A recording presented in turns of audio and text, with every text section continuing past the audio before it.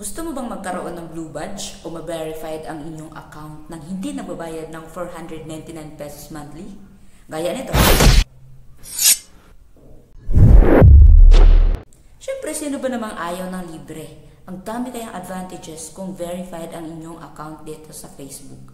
Gaya ng increase visibility, credibility, access to access to more features, authenticity, at lahat ng liti. Kaya ako nag-request ako ng libre. Paano? Panoorin mo to.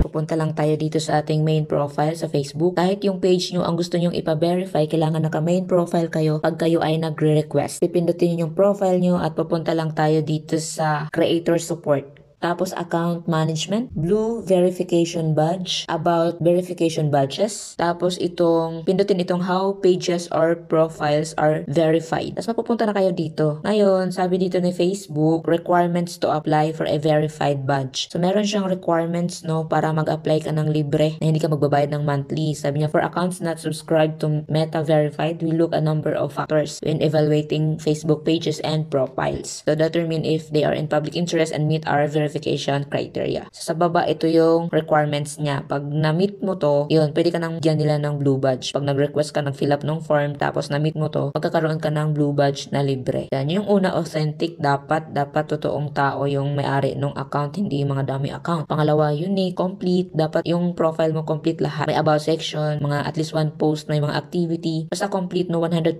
complete na na-fill out yung inyong pages or inyong profile. Tapos notable. 4 lang yan, mga ka-vibes. Yan, check nyo na lang kung verified kayong mag-request. Ngayon, paano mag-request? I-fill out lang itong form na to. Tapos, pipiliin nyo lang kung yung profile nyo ba mismo or yung page nyo ba yung gusto nyong ipa-verify. Yung sa akin, yung page ko. Click ko yung page, tapos isi-select ko yung pangalan ng page ko. Meron akong 2 page, si JM Vibes, tapos si JM Vibe Solutions. Ito yung main ko yung nasa gitna, si Joanne Monopolio. Gusto ko si JM Vibes yung i-verified ko. Tapos, pipili ka ng document type. Ayan. So, meron lang ako ditong national passport. Yan, national. Tapos mag-upload ako ng picture. National ID pala, hindi national passport. Yan, i-attach ko lang siya dyan. Tapos pipili ka ng category. Yung category ko is vlogger, influencer. Kadalasan na ginagamit. Philippines yung country ko. Tapos ito optional na lang tong 2.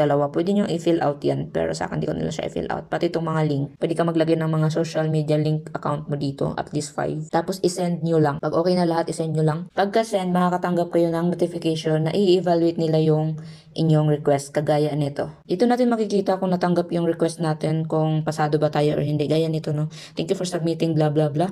So, hindi daw ako verified or hindi daw ako nakapasa dun sa evaluate nila. Kaya, pwede daw ako mag-request ulit after 30 days para ma-verified. Actually, nag-request na kasi ako nito nung last week. Kaya siguro ganyan yung notification niya. No? So, after 30 days, subukan ko ulit mag-apply para magkaroon ng blue badge. Ganun lang siya kasimple mag-fill out ng form at mag-apply ng libre sa blue check mark ni Meta. Kaya subukan nyo rin mga ka-vibes kung pasado ba kayo or hindi. Mas maganda ng subukan para malaman nyo. Ngayon kung pasado kayo, di mas maganda nga mga ka-vibes na pag hindi, di okay lang. Makapag-request pa naman after 30 days. Yan lang muna yung may share ko sa ngayon. More sharing to come. Char.